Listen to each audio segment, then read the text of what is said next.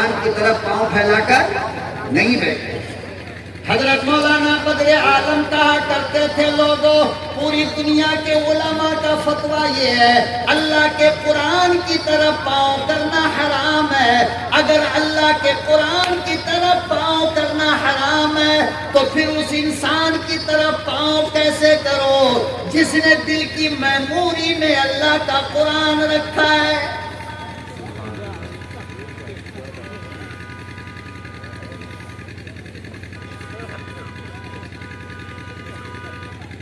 اور عجیب بات ہے کہ مدینے سے اگر کوئی حاجی آپ کو ایک رومال لا کر کے دے کہ مدینے گیا تھا یہ رومال لے لیجئے، تو آپ اس رومال کو ہاتھ میں لے کر چومو گے، آنکھ سے لگاؤ گے کہ شہر مصطفیٰ سے آیا ہے۔ کہاں سے آیا ہے بھائی؟ کہاں سے آیا ہے؟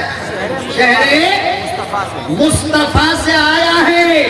حالانکہ وہ رومال مدینے میں بنا نہیں، بلکہ وہ بنا ہے چائنا میں، وہ بنا ہے جاپان میں، وہ بنا ہے ہندوستان میں، لیکن مصطفیٰ کے شہر میں گیا تو مقام اتنا بڑھ گیا کہ اب اس کو آنکھ سے لگایا جائے گا، اب اس کو چوما جائے گا۔ کوئی ٹوپی لا کر دے، مدینے سے لایا ہوں، تو چومو گے، آنکھ سے لگاؤ گے۔ کوئی کھجور لا کر دے تو چومو گے، آنکھ سے لگاؤ گے۔ کوئی جانماز لا کر دے، تسبیح لا کر دے شہر مصطفیٰ سے تو اسے چومتے ہو، آنکھوں سے لگاتے ہو۔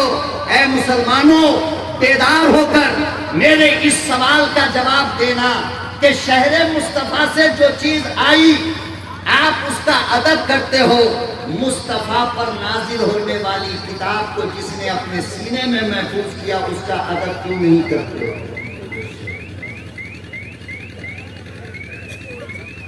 نہیں مولانا، ہم تو بہت ادب کرتے ہیں۔ کیا کرتے ہیں؟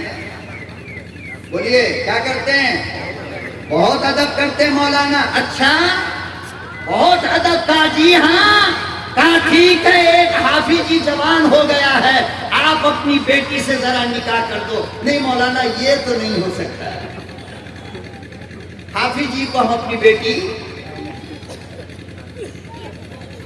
دل پہ لگ رہی ہے نہیں چوٹ، حافظ جی کو اپنی بیٹی ہم کیوں؟ اس لیے کہ وہ بیچارہ 10,000 12,000 کمانے والا میری بیٹی کو کیا دے گا؟ اللہ کے بندو، وہ تمہاری بیٹی کو سونے کے ترازو پہ تول تو نہیں سکتا ہے، وہ تمہاری بیٹی کو ہیرے کے بستر پہ سلا تو نہیں سکتا ہے، وہ تمہاری بیٹی کو فارچونر گاڑی پہ گھما تو نہیں سکتا ہے، لیکن مصطفیٰ کا قرآن جس سینے میں رکھا ہے اس سینے سے تمہاری بیٹی کو لگا سکتا ہے۔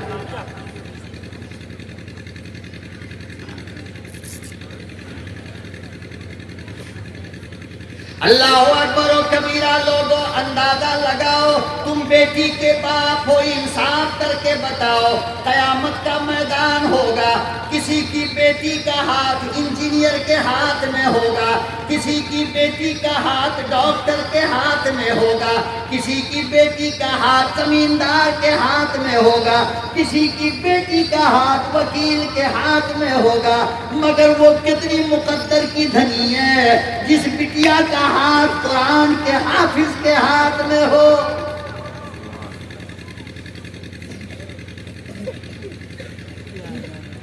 وہاں پتہ چلے گا حافظ جی کا مقام کیا ہے، اور انجینئر ڈاکٹر پروفیسر لیکچرار صاحب آپ کا مقام کیا ہے، وہاں پتہ چلے گا۔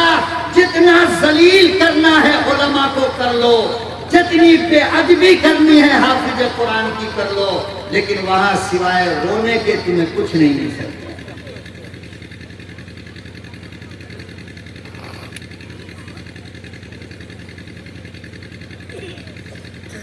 کچھ بھی ملنے والا نہیں اللہ کی عدالت میں۔